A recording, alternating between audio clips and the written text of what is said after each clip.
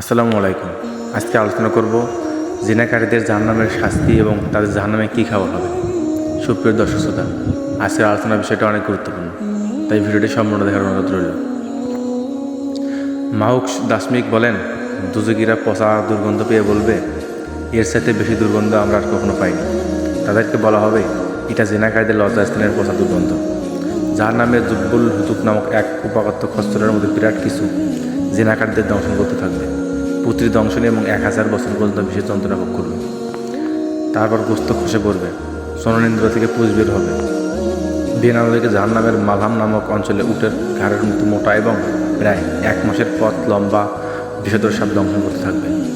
পুত্রী দংশনের 20-70 বছর পর্যন্ত যন্ত্রণা দেবে। এরপর গোস্ত খসে পড়বে। যারা সোনা রূপা জাকাত দেয় না, সেগুলিকে জাহান্নামের আগুনে উত্তপ্ত করে তাদের কপালে, পিঠে ও পার্শ্বের শেড দিয়ে বলা হবে, এখন তোমরা তোমাদের জমাকৃত সম্পদ মজা ভোগ করো।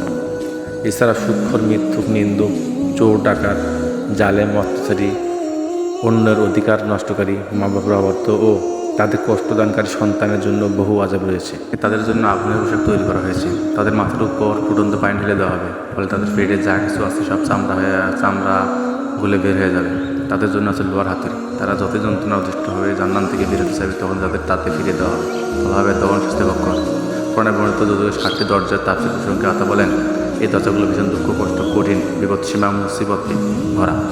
যারা সত্য জেনা করছেন তাদের নিকৃষ্ট পচা দুর্গন্ধ এবং দুর্গন্ধময় হয়ে থাকবে। সুপ্রিয় দর্শক শ্রোতা, আমরা সবসময় চেষ্টা করব এই পাপগুলো থেকে, এই গুণাগুলো থেকে নিজেকে রক্ষা করতে এবং জাহান্নামের মতো কঠিন আযাব থেকে নিজেকে রক্ষা করতে, এবং সবসময় চেষ্টা করবো যেন আমরা 5 ওয়াক্ত নামাজ পড়তে পারি।